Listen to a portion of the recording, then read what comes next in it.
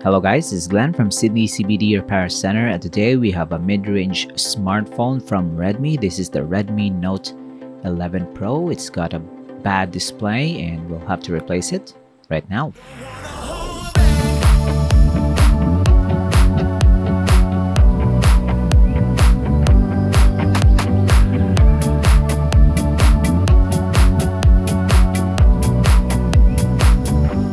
So before we disassemble the whole thing, we have to remove the SIM card tray, and we start off by removing the back cover. And this smartphone has not been given the phone case treatment, but the stickers on the back is pretty nice. So the back cover on this one is plastic, so it's flexible and easy to remove. Just yank it out. We'll have to slice this adhesive strip. Put the back cover on the side, remove some screws at the bottom and up top. A lot of screws has to be removed before we can remove the sides. It's not exactly a frame, but it's a frame that wraps around the sides. It's also plastic.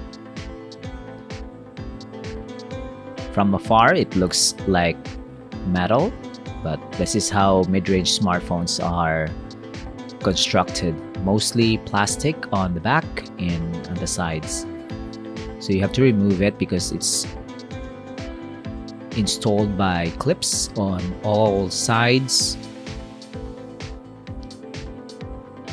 And that reveals the internal components. The connector for the display is in the daughter board, so we'll have to remove this piece of board here at the bottom. We'll have to detach the main connection to the main board. We detach the battery connector so that the phone is off, and then we reattached it so that it will be ready for us to test. So we have removed this board, and then we reveal the connector for the display at the corner. So when we have access to the connector, we can connect the display to test it out before we install it. So as not to waste time, we'll have to test if the replacement display is good or not. So at this stage, we are partially disassembled. So we'll have to see if our replacement display is good or bad. Sometimes we get a bad display and we don't install it to the customer's phone because that is not the right way, and we return it to our supplier, so they'll have to deal with it. And I think this one is good. There you go. Touchscreen is working. Brightness at this point of view is not really that bright. We'll have to charge it some more later, but we can shut the phone down through the shutdown menu using the new display. So the replacement display is good, so we'll have to get rid of the old display. And the same with the back cover, we will be slicing through the adhesive on the sides and pulling it out. Have to spray some alcohol to soften the adhesive. David is wearing his thick glove so that he doesn't cut his fingertips if there are shards of glass. There you go. We'll have to reuse this part. We'll have to put it back. Now we can proceed now to the prepping of the frame.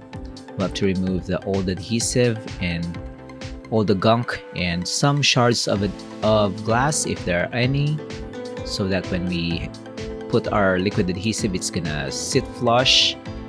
The glass will sit flush with the adhesive inside the frame itself. So this is our liquid adhesive. This is not going to be guaranteed to provide the waterproofness if the smartphone is waterproof from the factory. Of course, it's not Redmi's adhesive, so this is just going to be enough so that we can install the new display, and it will be safely installed and be used for many years. Just enough, not a lot. There you go. And now we can route the connector for the display and press it in. So from this point, it's just gonna be a reverse process of what we have done. And if you want to DIY this, you can certainly do so. It's a low risk smartphone to do a DIY screen replacement. But if you don't want the hassle of sourcing your parts and doing the repairs and buying the tools, just go to your local repair service center. Redmi smartphones are very popular, and I think they can do the fixing for you. You can also visit Sydney CBD Repair Centre. We have shown you that we can do this efficiently at the right price, and you don't need to buy a brand new smartphone. All you have to do is replace the display. It's gonna be good for a year or two. And you get to save your data. If you have photos that you haven't saved in the cloud, you can also access them. And there you go. We turn this on, and it does turn on. So we'll have to put another layer of liquid adhesive, same with the display, to the back cover. Also not going to be waterproof. I think the Redmi Note 11 Pro is not waterproof even from the factory. But this is another smartphone saved from the bin.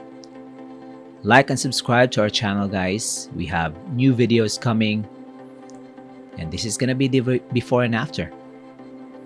Thanks for joining. We'll see you again next time. Cheers.